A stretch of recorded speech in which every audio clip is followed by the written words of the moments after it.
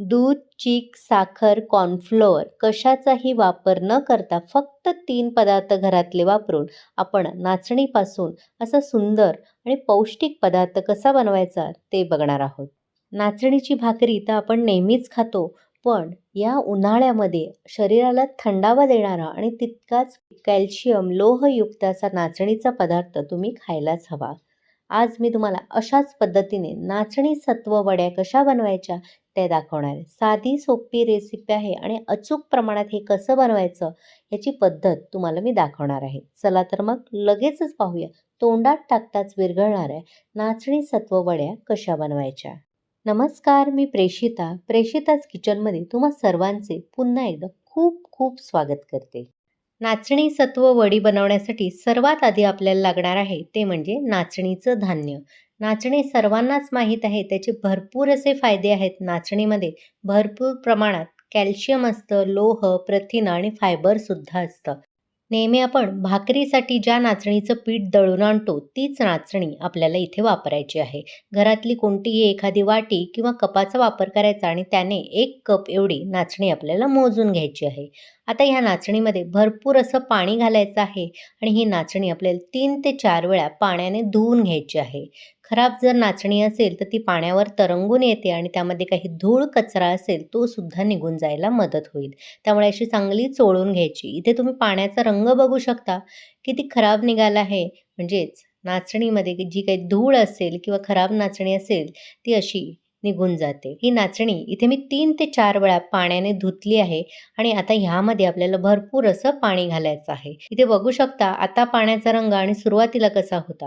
अशी स्वच्छ आपल्याला नाचणी धुवून घ्यायची आहे आणि भरपूर असं पाणी घालून ही नाचणी आपल्याला रात्रभर किंवा 10 ते 12 तास अशीच भिजत घालायची आहे. रात्रभर नाचणी मी भिजत घातलेली आणि दुसऱ्या दिवशी इथे तुम्ही बघू शकता नाचणी छान अशी पाण्यामध्ये फुलून आली आहे. तुम्ही जर ह्या नाचणीचा दाणा एखादा दाताखाली दाबून बघितलात तर अगदी नरम तो लागेल. अशा पद्धतीने नाचणी आपल्याला भिजवून घ्यायची आहे. म्हणजे आता इथे मी एक पातेलं घेतलं आहे आणि त्यावर एक गाळणी ठेवली आहे. त्यामध्ये ही नाचणी आपल्याला अशी ओतून घ्यायची आहे. म्हणजे भिजवलेल्या नाचणीचं पाणी आपल्याला जरासुद्धा वापरायचं नाही. त्यामुळे पूर्णपणे ते काढून टाकायचं आहे. नाचणी भिजवल्यानंतर त्याला एक आंबूस असा वास येतो. त्यामुळे आपल्या नाचणी सत्व वडीला सुद्धा तो वास येऊ शकतो. त्यामुळे आपल्याला हे पाणी अजिबात वापरायचं नाही. हे पाणी आपल्याला टाकून द्यायचं आहे. आता एक मिक्सरचं भांडं घ्यायचं आणि त्यामध्ये ही निथळवून घेतलेली सर्व नाचणी आपल्याला घालायची आहे. आज आपल्याला कुठेही दुधाचा वापर करायचा नाही. त्यामुळे ज्या भांड्याने आपण नाचणी मोजून घेतलेली त्याच भांड्याने आपल्याला इथे ओलं खोबरं वापरायचं आहे. इथे मी ओल्या खोबऱ्याचे पातळ काप करून घेतलेले. तुम्ही खोवलेलं ओलं खोबरं वापरलं तरी देखील चालेल. आता या नाचणीचं आणि खोबऱ्याचं आपल्याला दूध काढून घ्यायचं आहे. त्यामुळे आपल्याला ह्यामध्ये पाणी घालावं लागेल. तर पाणी किती घालायचं? ज्या कपाने आपण नाचणी आणि खोबरं मोजून घेतलेलं त्याच कपाने आपल्याला पाणी घालायचं आहे. थोडंसं पाणी या भांड्यामध्ये घालणार आहे आणि उरलेली जी नाचणी आहे ती सुद्धा मिक्सरमध्ये मी मिक्स करून घेणार आहे. आता मिक्सरचं झाकण लावायचं आणि हे आपल्याला चांगलं बारीक करून घ्यायचं. इथे बघू शकता मिक्सरला हे मी खोबरं आणि नाचणी पाणी घालून वाटून घेतली आहे. अशी छान आपल्याला ती बारीक करून घ्यायची आहे. आता एखादं भांडं घ्यायचं, त्यावर गाळणी ठेवायची आणि एखादं रुमाल किंवा मलमलचं कापड ठेवायचा आणि ह्यामध्ये आपण हे वाटलेलं मिश्रण आहे ते घालायचं आहे आणि आपल्याला ह्यामधून दूध काढून घ्यायचं आहे. जेवढं घट्ट आपल्याला कापड पिळता येईल तेवढा पिळून घ्यायचा आणि पूर्ण ह्यामधलं दूध, नाचणीचं सत्व आपल्याला वेगळं करून घ्यायचं आहे. एकदा दूध काढल्यानंतर हा उरलेला जो चोथा आहे तो आपल्याला टाकून द्यायचा नाही. तर पुन्हा एकदा तो आपल्याला मिक्सरच्या भांड्यामध्ये घालायचा आहे आणि पुन्हा एकदा आपल्याला 1 कप भरून पाणी यामध्ये घालायचं आहे आणि मिक्सरला चांगलं बारीक करून घ्यायचं आहे. आणि मगाशी सांगितल्याप्रमाणे आपल्याला हे वाटलेलं मिश्रण कापडावर घालायचं आहे आणि ह्याचं दूध काढून घ्यायचं आहे. ही प्रक्रिया आपल्याला 4 वेळा करायची आहे. म्हणजे आपल्याला हे दूध काढण्यासाठी, सत्व काढण्यासाठी आपल्याला 4 कप एवढं पाणी लागणार आहे.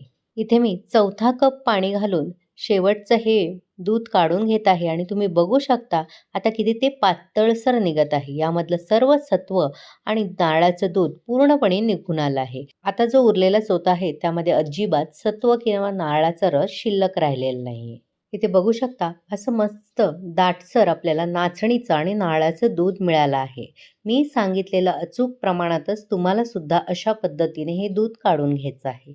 आता एक आपण पूर्वतयारी करूया. त्यासाठी इथे मी एक ताट घेतलं आहे आणि त्यावर केळीचं पान ठेवून घेतलं आहे. तुम्ही केळीचं पान नाही वापरलत, फक्त ताटाला तूप लावून त्यावर हे मिश्रण थापून घेतलं तरी देखील चालेल. किंवा तुमच्याकडे जर हळदीची पानं उपलब्ध असतील तर हळदीच्या पानांचा सुद्धा वापर करू शकता. म्हणजे एक छान त्याला सुवास सुद्धा येईल. माझ्याकडे केळीचं पान होतं, त्यामुळे ह्या केळीच्या पानालाच मी थोडंसं इथे ब्रशच्या मदतीने साजूक तूप लावून घेणार आहे. तुम्ही तेलाचा सुद्धा वापर करू शकता. म्हणजे आपण ज्या वड्या थापणार आहोत त्या अजिबात ताटाला किंवा पानाला चिकटणार नाहीत, सहज वेगळ्या होतील. ही पूर्वतयारी आपल्याला आधीच करून ठेवायची आहे, म्हणजे जेव्हा आपण मिश्रण तयार करू तेव्हा ते गरम-गरम मिश्रण ह्यावर ओतता येईल. आणखी एक महत्त्वाची गोष्ट म्हणजे जेव्हा आपण गरम मिश्रण या केळीच्या पानावर ओतू, तेव्हा केळीच्या पानाचे गुणधर्म सुद्धा त्यामध्ये उतरले जातील. आता गॅसवर मी एक पॅन ठेवला आहे आणि त्यामध्ये आपण जे काढून घेतलेलं नाचणी आणि नारळाचं दूध आहे ते संपूर्ण घालायचं आहे. इथे बघू शकता तळाला असं हे सत्व चिकटलं जातं, त्यामुळे व्यवस्थित ढवळून आपल्याला ते ह्यामध्येच मिक्स करून घ्यायचं आहे, नाहीतर सत्व वाया जाऊ शकतं. आता ह्यामध्ये आपल्याला घालायचं आहे गूळ. तुम्हाला गूळ घालायचा नसेल तर तुम्ही साखरेचा सुद्धा वापर करू शकता, पण साखर थोडीशी कमी घाला. मी इथे 1 कप एवढाच बारीक चिरलेला गूळ घातला आहे आणि त्यानंतर अगदी चिमूटभर मी दाखवते एवढंच तुम्हाला सुद्धा मीठ घालायचं आहे. मीठ घातल्यामुळे कोणत्याही गोडाचा पदार्थ आणखीन स्वादिष्ट व्हायला मदत होते. आता गॅस चालू करून घ्यायचा आहे आणि एखाद्या पळीने आपल्याला हा गूळ विरघळेपर्यंत हे सर्व मिश्रण एकजीव करून घ्यायचं आहे. गॅसची आच आपल्याला मंद ते मध्यमच ठेवायची आहे. सतत हे आपल्याला परतून घ्यायचं आहे, म्हणजे अजिबात यामध्ये गुठळ्या तयार होणार नाहीत. जसजसा गूळ विरघळायला लागेल तसं ह्याचा रंग सुद्धा बदलायला सुरुवात होईल. काही मिनिटातच तुम्ही बघू शकता कसा दाटसरपणा याला आला आहे आणि रंग सुद्धा बदलला गेला आहे. गूळ पूर्णपणे विरघळला आहे आणि हळूहळू हे मिश्रण दाटसर व्हायला सुरुवात झाली आहे. असं छान आपल्याला परतून घ्यायचं आहे. फार जास्त घट्ट करायचं नाही किंवा फार जास्त पातळ ठेवायचं नाही. आपण जसं केक बनवतो तसं आपल्याला ही कन्सिस्टन्सी ठेवायची आहे. अशी सरसरीत पळीवरून पडली पाहिजे, अगदी क्रीमी. छान असा स्वाद येण्यासाठी आपल्याला ह्यामध्ये अर्धा चमचा भरून वेलची पूड घालायची आहे आणि ती सुद्धा व्यवस्थित एकजीव करून घ्यायची आहे. सर्व पदार्थ एकदा एकजीव करून झाले की लगेचच आपल्याला गॅस बंद करायचा आहे. आता आपण जी मगाशी पूर्व तयारी करून पान जे तूप लावून ठेवलेलं त्यामध्ये आपल्याला हे गरमागरम मिश्रण ओतायचं आहे. पूर्वी सांगितल्याप्रमाणे तुमच्याकडे जर केळीचं पान नसेल तर फक्त ताटाला तेल किंवा तूप लावून यावर हे गरमागरम मिश्रण आपल्याला ओतून घ्यायचं आहे. आता हे मिश्रण आपल्याला ओट्यावर ठेवूनच पूर्णपणे गार करून घ्यायचं आहे. तुम्हाला जर घाई असेल तर एकदा ओट्यावर ठेवून गार करून झालं की नंतर हे फ्रीजमध्ये ठेवायचं आहे, म्हणजे ते झटपट थंड होईल आणि ते व्यवस्थित सेट होईल. इथे बघू शकता मिश्रण आपलं व्यवस्थित सेट झालं आहे आणि किती हे सुंदर दिसत आहे. आता ह्याच्या हव्या त्या आकारामध्ये तुम्ही वड्या कापून घेऊ शकता. तुम्हाला माझी आजची रेसिपी थोडी जरी आवडली असेल तर रेसिपीला एक लाईक करा, जास्तीत जास्त लोकांना शेअर करा आणि प्रेषिताच किचनला सबस्क्राईब करायला विसरू नका. सोबतच नोटिफिकेशनचं ऑलचं बटन दाबा, जेणेकरून माझ्या अशाच सर्व रेसिपी तुम्हाला लगेचच पाहता येतील. वडीच्या टेक्स्चरवरूनच तुम्हाला कळलं असेल किती सुंदर या वड्या तयार झाल्या आहेत. अगदी तोंडात टाकताच विरघळतील एवढ्या सुंदर. तुम्ही सुद्धा नक्की करून बघा आणि कशा झाल्या ते कमेंट करून मला नक्की कळवा. या कडाक्याच्या उन्हामध्ये हे असे मस्त थंडगार नाचणीचे पदार्थ आपण खायलाच हवे. चला तर मग पुन्हा भेटू अशाच मस्त स्वादिष्ट भरपूर टिप्स आणि अचूक प्रमाण असलेल्या रेसिपीसह. धन्यवाद.